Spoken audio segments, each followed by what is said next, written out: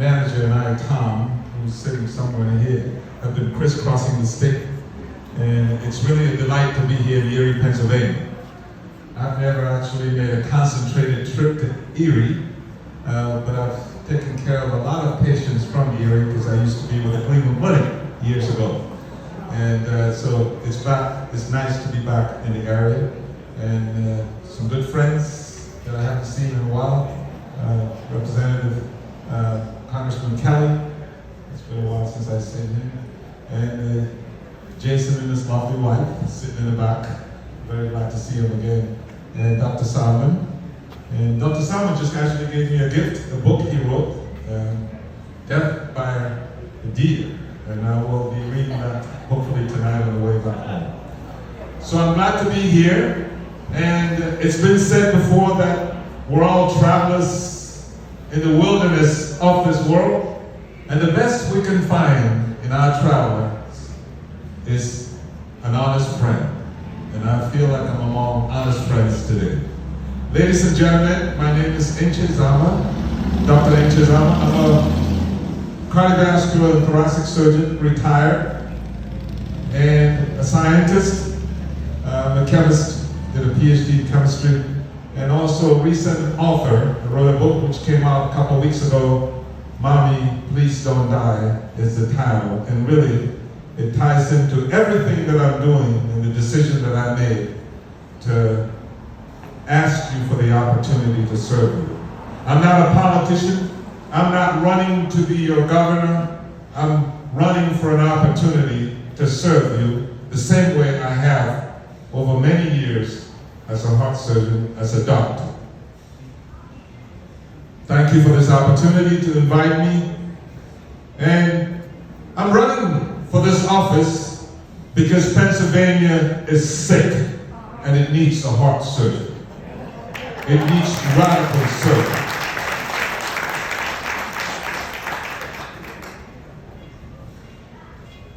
Is anybody here disappointed with the way things are going in Harrisburg? Are you disappointed? And I'm not talking about our great representatives, our legislators. Because sometimes they have to work under very difficult circumstances against their better judgment.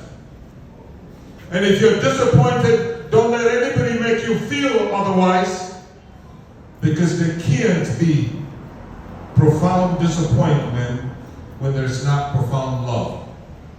And we all love this great commonwealth of Pennsylvania, don't we? The best state in the union. So let me tell you a little bit about myself before I delve into why I've decided to drop my scalpel to join you in making the necessary changes in this great commonwealth. Now, the name doesn't sound as familiar as Kelly or Jason.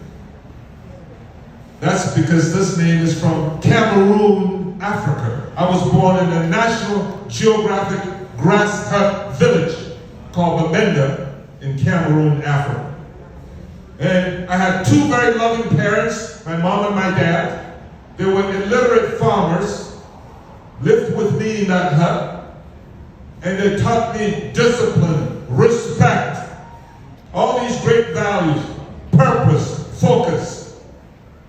And at an early age, about 3 years of age, I went to school, an elementary school, which was a missionary school. And many of you sitting in here have made contributions in your churches to support the missionary programs overseas. Well, I'm here to tell you, I'm a product of that missionary effort in your part. Therefore, we're connected, and forever will be. And at age 3, I started elementary school at a missionary school. Things were going great. I had very strict parents. Every night, they would sit up with me 2 hours minimum to study. They would watch me study. Under candlelight and a bush lamp and a grass hut. I let you imagine that. Every day. And one day, I was coming back from school and I ran into an uncle who said, things don't look good. your mom went to the hospital to have a baby, and she needs blood. So I ran to the hospital as any child would in Erie. And when I walked into that hospital room, the first thing I saw was a nurse crying out loud with her arms in the air, "There's no doctor, there's no doctor." Now I have a couple of colleagues here I've just met, an outstanding urologist, and Dr. Salmon, and many others have not. They understand what I'm talking about. In many of those geographies, there may be only one doctor in an entire province. And that day, unfortunately for my mother, he was tied up somewhere in the mountains. And in that room, to the left, was a woman thrashing around in a bed, in pain, severe distress, crying. And when she realized I was in the room, she said, "Son, go home. I'm dying. Son, go home." She didn't want me to see her die. My 30-year-old mother had given birth to my little brother and was bleeding so severely that I saw blood flowing out of her groin, down the side of the bed, making a puddle on the floor. And I ran over and held her hand. And some of that blood, I was drenched in it. And I kept saying, "Mommy, please don't die." I held her hand, squeezed it. I tried all I could for a 10-year-old. What do? Hoping to reanimate her, reinvigorate her. But unfortunately, she went on to die. And as I left that hospital that day, trekking back to the village, all I kept hearing, ringing in my ear, was, "There's no doctor, there's no doctor." And I decided that I wanted to be a doctor, so no other child would have to experience what I just experienced. And no parent would have to suffer like she had and died. And afterwards, I talked to my uncle, and ultimately I enrolled at an exclusive academy run by the Marist brothers from England called Sacred Heart. And I graduated after 4 years at the top of my class. An American Peace Corps volunteer, just like one of us here, saw something in me and said, "Son, you work hard. You should go to America and pursue your studies. So maybe you can become that doctor you want to be. Because in America, if you work hard, you can make it. You can put yourself through school. If you work hard." I heard that. It would not be long before these villagers were sitting in a hut and a basket was passed. And the donation amounted to $20. And then my father sold his land, sold his crops. It all amounted to $300, was the cost of a one-way ticket to New York City. When I arrived here, I was scammed of the $20, and a good Samaritan who met me in New York gave me another $20. I took a bus to my destination, which was Baltimore. I was going to be enrolling at Coppin State College, a day school in Baltimore. I had picked the cheapest school that I could find in America because I knew I would have to suffer and work hard, and I wanted to go to a school that I could afford. But when I got to Baltimore, penniless at that point, I checked into the YMCA as somebody directed me, and I spent many a days and hours crying my eyes out, drinking water out of the sink, and missing my homeland, as any of us would if you're torn away from the environment that you've known all your life. And one day there was a knock on the door, and one of the kids who worked at the YMCA came up and said, "I had seen your name on the register, and I was just curious. I wanted to talk to you." And subsequently, he would come in every day with peanut butter jelly sandwiches, and that's the nourishment that I had. And he was so taken aback by my situation and my plight. And he went on to the college radio, and he made an announcement, and a clarion call went out in Baltimore. Would anybody be willing to house a homeless kid from Africa? It would not be long before I got another knock on the door. I was summoned down to the first floor. I was scared. I thought they were going to kick me out because I hadn't paid what I owed the YMCA. And standing there in the lobby was a gentleman named Sam, elegantly dressed. And all he asked was, "Is your name?" And I said, "Yes, sir." And he says, "Get your stuff and come with me." His name was Sam. He was a nurse anesthetist at Providence Hospital in Baltimore. And I lived with him in this one-bedroom apartment. He bought a couch for me, a pillow and a blanket, and every morning he would drop me off at school. A year later, another professor, Dr. Pat McDermott, said, son, you need to move to Boston. You're a good student, you want to do a PhD, you want to go to medical school. You can work hard in Boston. There are a lot of job opportunities in great schools. So I caught Greyhound bus again a year later, and I was on my way to New England, a geography where I knew no more, a teenager. Through 3 more years of college, long nights, deep thoughts, a lot of hunger, working 2 jobs minimum throughout. With God's grace, I was able to graduate with a bachelor's degree in chemistry and an educational journey that subsequently took me to earning a Master of Science in Management from Harvard, a PhD in chemistry, and to be a Harvard-trained heart-lung surgeon, and subsequently also trained at the Cleveland Clinic, where I spent a good part of my career. This is the American dream that we need to be talking about and make it real for our children. It's a responsibility we have. Not stimulus checks that numb people's minds and drive them crazy. And when I finished my career, just like my colleagues here, I decided I needed to give back. Because when God gives you that seed, you need to plant it. We need a bountiful harvest. So I traveled the world, as some of you know already, doing missionary work, doing pediatric heart surgery in Southeast Asia, Africa, South America, and even flying some of those kids here when I became director of heart surgery at the Guthrie Clinic to do their surgeries. Because we're all interconnected, whether we live in Bangkok, Erie, or Collegeport, we're all God's children.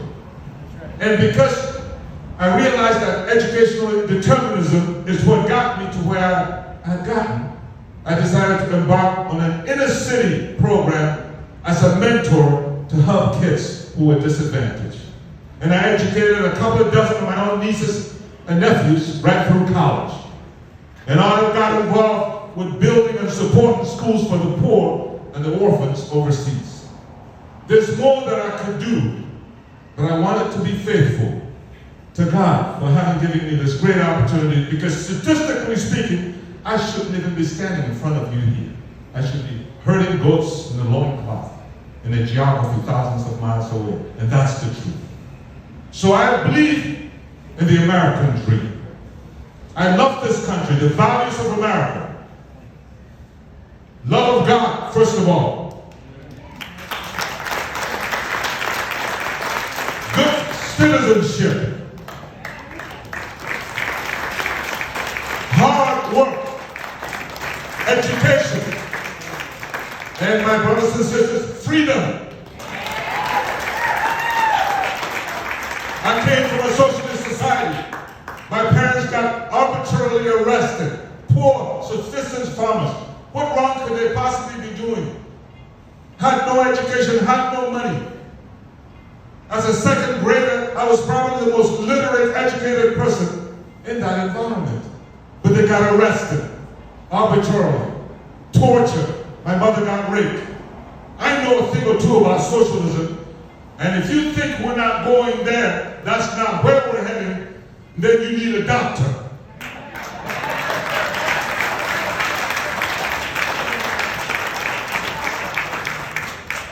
I'm all for the American Constitution. I'm all for the Second Amendment. There should be no discussion at all. Why do we waste time discussing it? I am pro-life. I believe life begins at conception. I'm a scientist. My doctor friends here can agree with me. Why do we have to discuss that? Nobody has power over human life but God. We just have a fiduciary responsibility to support the innocent, the little ones, just like somebody supported us.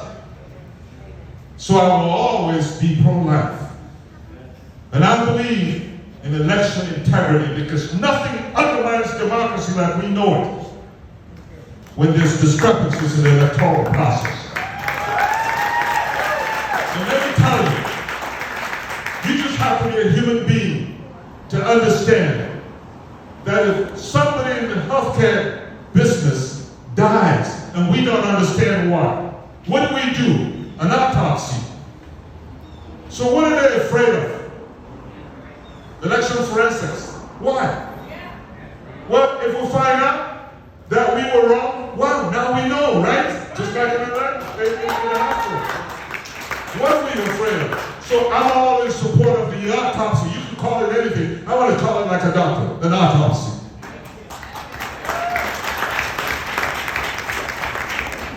Ladies and gentlemen, there's so many things that are done in America, and thank you for this opportunity. I'm going to come to an end in a second. A lot of people who use us for political ascendancy, they're not true leaders. We don't need leaders, as Congressman Kelly was saying, we need public servants. We have some great men and women, but oftentimes we make decisions based on emotion, not reality. We set low standards. And in my business, if you set low standards, expect poor outcomes. Look at the COVID crisis, how it's been mismanaged. Our women, the majority of the people at the front lines, in the hospitals and wherever, are women. They're suffering, and then they have to come home and deal with an educational system that has been upended. No wonder mental illness is so epidemic now in our communities amongst our mothers and sisters. No wonder, sad to say, one of the most common causes of death in Pennsylvania among our children has become suicide. Yet, Harrisburg remains in a coma. That's the leadership. You own it if you pick it. And I'm sure none of us here picked him.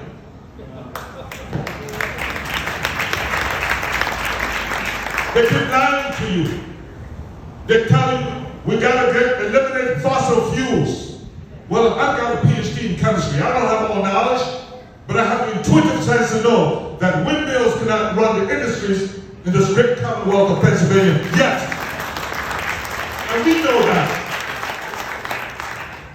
I want us to be number one in research for clean energy until that time comes. And let me be objective. Yes, we will transition.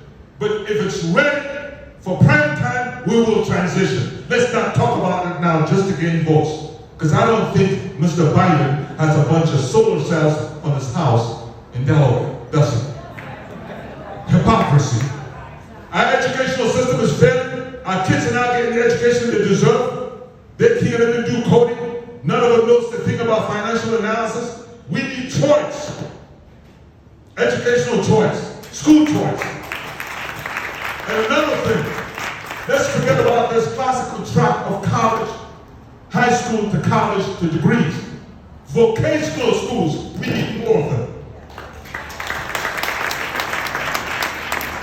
And we need to start talking about strategies to retain our students when they graduate.